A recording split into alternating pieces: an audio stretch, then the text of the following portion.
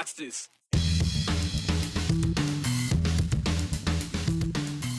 Making sure Idaho's public lands stay in public hands. It's the constitutional goal of one lawmaker.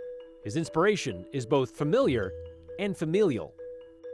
There's been a couple of big things that have happened. Well, a big thing that's happened more recently that kind of ranks along being attacked by a tiger and shot by a policeman. Yeah, you heard that correctly. It's been 25 years since she was mauled at Zoo Boise. Well, Jan Gold tells us what happened that night and what's happened since that might be even more miraculous. And I'm trying to think of a topic that left a worse taste in the mouths of the public over the last few months. Not tactics by ICE, not defunding public broadcasting, not even more Medicaid restrictions. But if you try to take away our public lands, mister, we're going to have something to say about that from both sides of the aisle. Whether it's for conservation, hunting, hiking, fishing, or just the comfort of knowing they will always be there. The idea of selling off millions of acres has been a non-starter for many. And while the talk of doing so was squashed in Congress earlier this year, one state lawmaker says it's time to make sure that can never happen in Idaho by locking that promise into the state constitution. Hunter Funk sat down with Senator Ben Adams of Nampa to hear how his proposal would work and why he believes it's something in which every Idahoan should have a say. For State Senator Ben Adams, he takes his tackle box, his net, and his fishing pole and wheels it down. I'm not kidding you. The idea of protecting Idaho's public land started far from the capital and closer to the water's edge. My son was asking me to go fishing every day as it got warmer and warmer and warmer.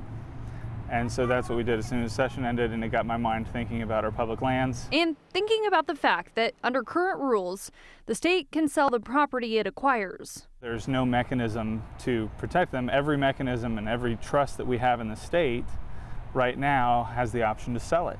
I started working on an amendment that would give an opportunity for us to not sell land that comes into the possession of the state.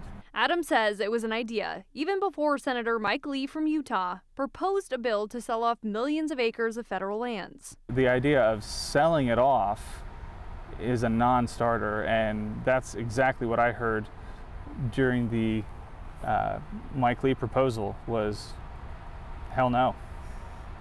If I wasn't motivated to bring this forward before then, it really kicked me into high gear. His proposal is an Idaho constitutional amendment, which he plans to introduce in January at the start of the 2026 session. Yeah, this is a change to the Idaho Constitution. The only people who can change the Idaho Constitution are the Idahoan citizens. And that's why it goes before them. It's their Constitution.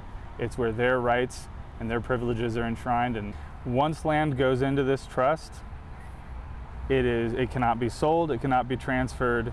It is locked in, protected in perpetuity.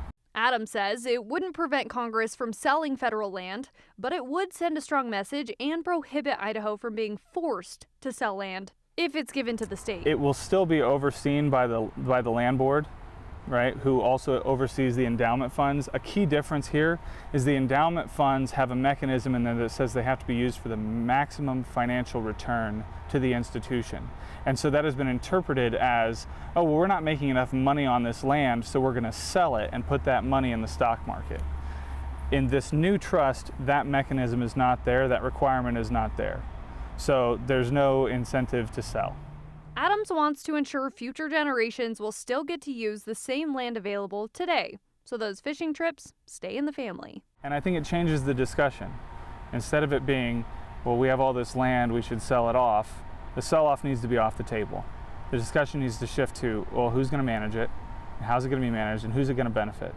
And I think the answer to that is usually the state should manage as much land as we can actually manage, and the land should benefit the people.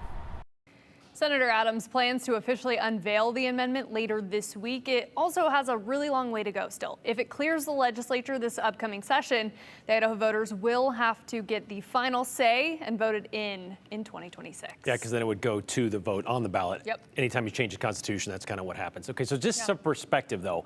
I guess first, let me ask you this. bipartisan support, I'm sure, Yes. for something like this, right? I mean, you mentioned it before, right? Yeah. Everyone, when we found out that lands were going to be taken, it seemed like everybody kind of came together despite political party and said, Yeah. no, I want our lands. Yeah. It should be kept to us. I mean, Idaho's last Democratic governor, Cecil Andrus, was very much an outdoorsman and very Yeah. much believed in this stuff, so that's obvious. But I wanted to put that in perspective when it comes to how much land, because the discussion a couple months ago was the federal land. Idaho is like 62% Yes. federal land. We only have about 2.5 million acres of state-owned land, so a much smaller portion. Yes. Is that going to make a difference? Do you think that'll give enough of a say or a push? I mean, I think so. I think the other big thing too, I asked about management because Yeah. I was like, okay, like, can we handle managing that amount? Because he goes 30%, likely, but it would be discussions of like how we manage that further, which then you'd see other pieces of legislation come forward as well. Okay. All right. think Thanks, it's Hunter. through. Yeah, we'll pay attention this session.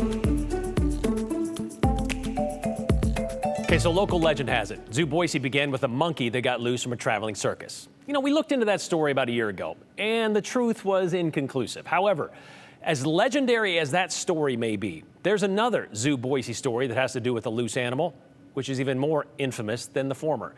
And it has to do with one of the largest cats on Earth. 25 years ago today, an annual fundraiser for Zoo Boise turned tragic. At the time, it was called Feast for the Beast. And that night, well, this day in Idaho history, that title unfortunately took on a whole new meaning.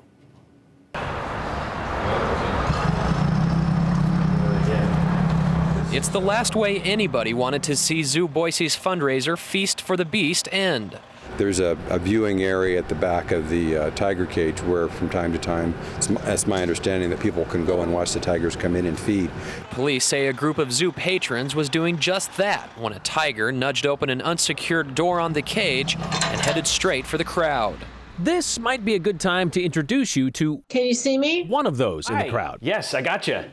Hey there. And the reason? Yeah, the 11th. That night at the zoo 8/11. became the story of the moment. Well, if you don't mind, if I could take you back 25 years. Yeah, that's fine.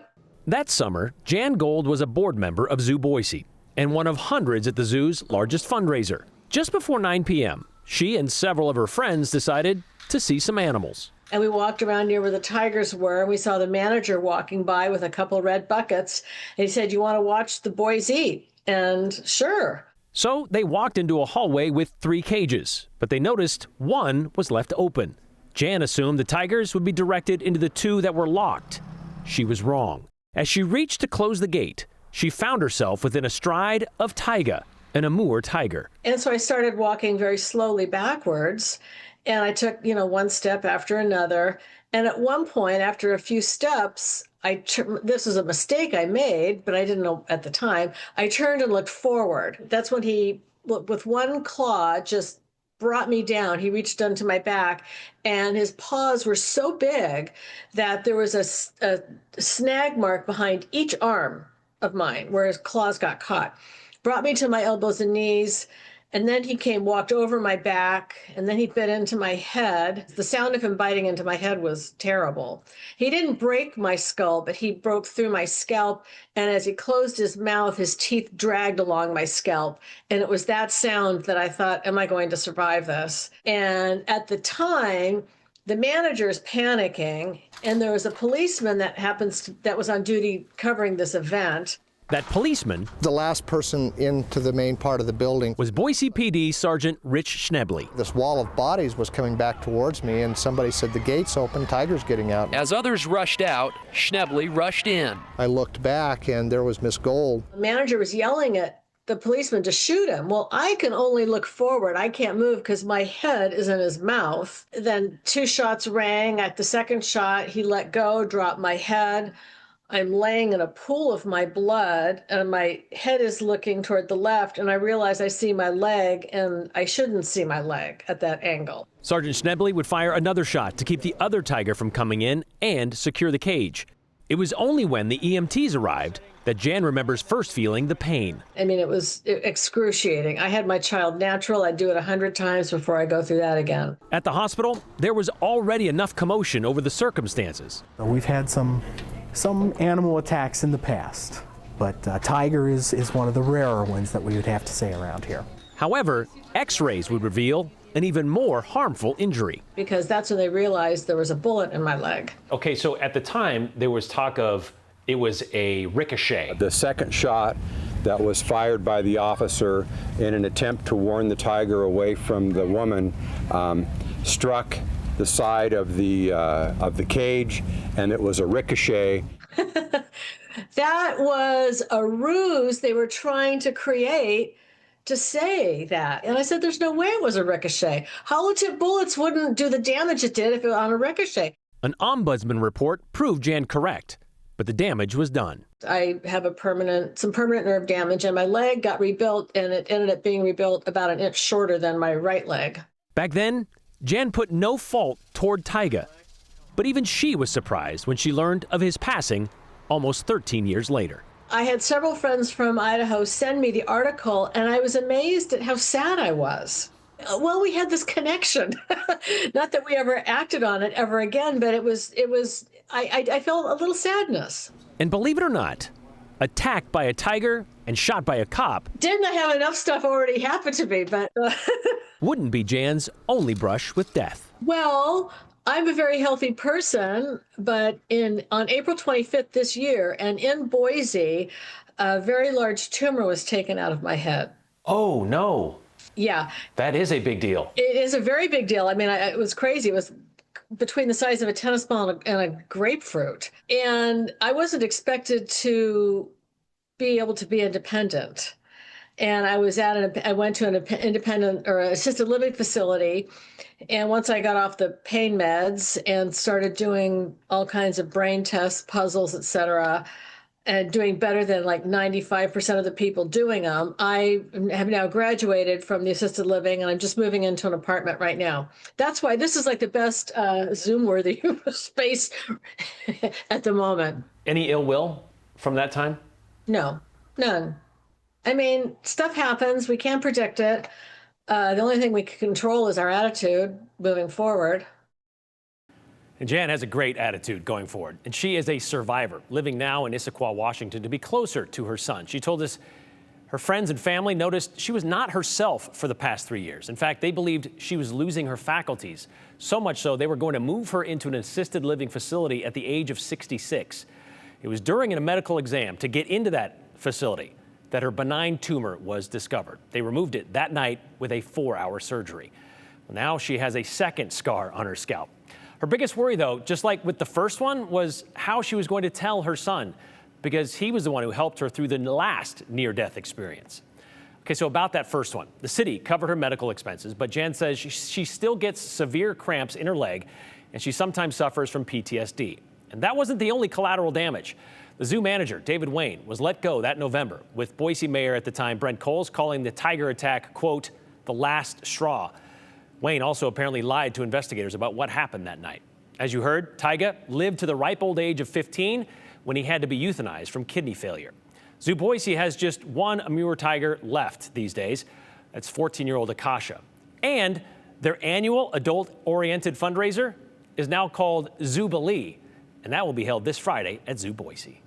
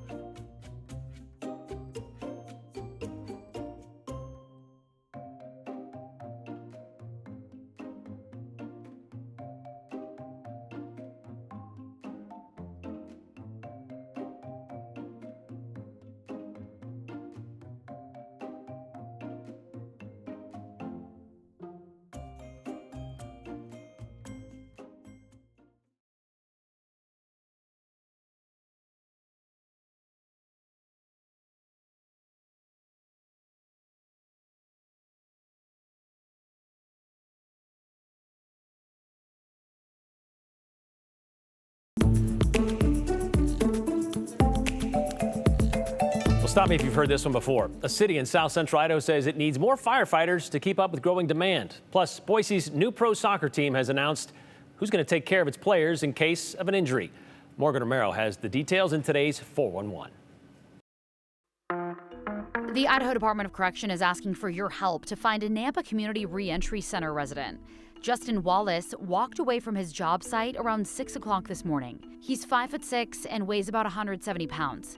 He has blue eyes and brown hair, and he was last seen wearing tan pants and a black hoodie. Wallace's record includes convictions for burglary in Ada County. If you see him, call 911. With 47 full-time firefighters and 1 part-time, the Twin Falls Fire Department says it's still searching for more employees. Each shift has 14 firefighters, with 3 rotating shifts, 48 hours on, 96 hours off. The department used to have more than 100 applicants coming in when a position opened. Now, they're seeing only a third of that.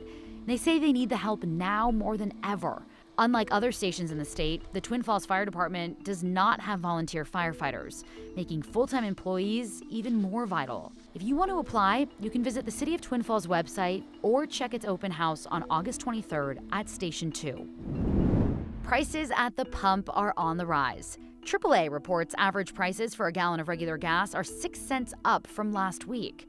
That average price in Idaho is now standing at $3.53. According to AAA, the national average is $3.14 a gallon. Athletic Club Boise announced it's partnering with St. Alphonsus as the team's official sports medicine provider. Athletic Club Boise CEO Brad Stith says St. Al's health providers will be the official team trainers and doctors during practice and on game days. Trainers will work with the team day to day and travel with players on game day. Aside from physical health, St. Al's will also provide mental health services, including a team psychologist. It's really about preparing us on and off the pitch, both physically and mentally, and putting our players and our team in the best position possible. Athletic Club Boise men's team is set to start play in spring of 2026, and the women's team is expected to kick off its season in the fall of 2027. And that's your 411 on the 208. I'm Morgan Romero.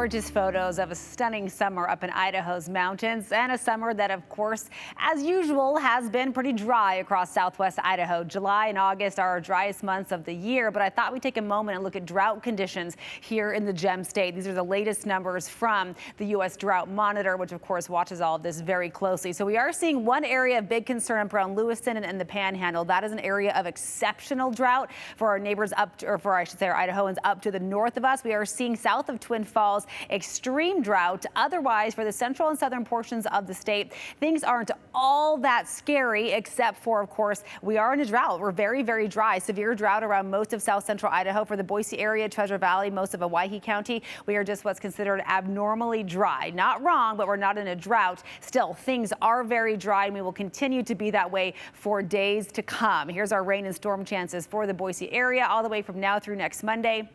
Bunch of goose eggs. I'm not seeing anything. Now, mountain locations might be a little bit different. Idaho-Nevada border, so far south central Idaho could have some rain or storm chances later in the week into the weekend. But for southwest Idaho, Treasure Valley, I don't see any chance of precipitation in the near or long term. Definitely not today. Look at all the blue sky over central and southern Idaho. We're sitting at 94 degrees in Boise, so there is a 100% chance of seeing heat over the next 24 to 48 hours, especially tomorrow. We're in the upper 80s in Twin Falls right now, mid-80s for Sun Valley and McCall. So 94 in Boise. It's not often we say Portland, Oregon is running hotter than the City of Trees, but it is sweltering along the west coast. 97 in Portland right now. You go a little bit inland. Bend sitting at the triple digits right now. Not quite as toasty in Seattle, but still 85 degrees in an area where roughly about a quarter of the homes have central air conditioning. 85 gets hot pretty fast. Lewiston up to 101 already this afternoon. It's tomorrow in our neck of the woods that we're really watching for some extreme heat. There's a heat advisory that's been issued for much of eastern Oregon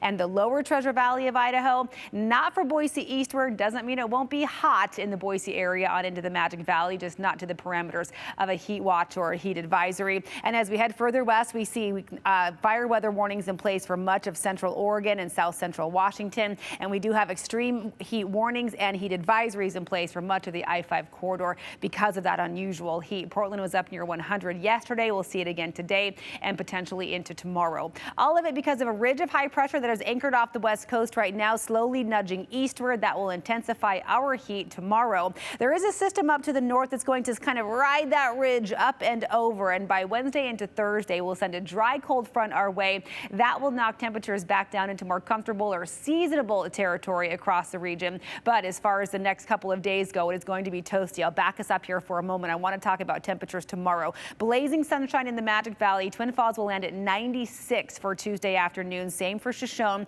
In the mountains, highs up near 90 tomorrow, starting off in the mid-50s. Early morning hours, that's the time to get out and about tomorrow. So, especially in the mountains where it's still going to be 90 in the afternoon. 86 for Stanley tomorrow. McCall knocking on the door of 90 tomorrow afternoon. Riggins, Council, Garden Valley, all flirting with the century mark. It looks very likely that we will see triple digits across the entire Treasure Valley. Emmett could see 103, Ontario, 102 tomorrow. Same with Weiser at 102, Boise 101. That would be our 5th triple-digit day of the year. Still hot Wednesday, then things get a little more comfortable. Low 90s coming our way by Thursday.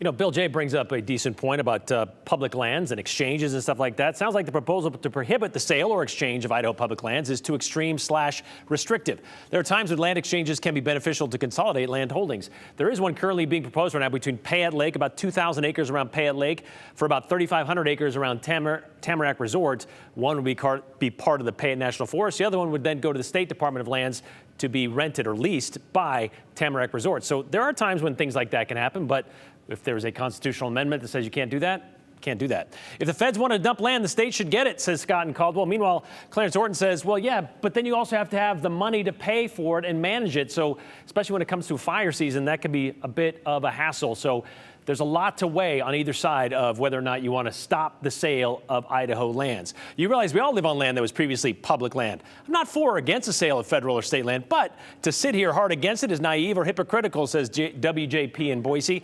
Also, you can't complain about the cost of a house of rent if you can no longer get land that could be available. That's what he says. We'll see you back here tomorrow. Continue with us and watch free now on the KTVB Plus app everywhere you stream.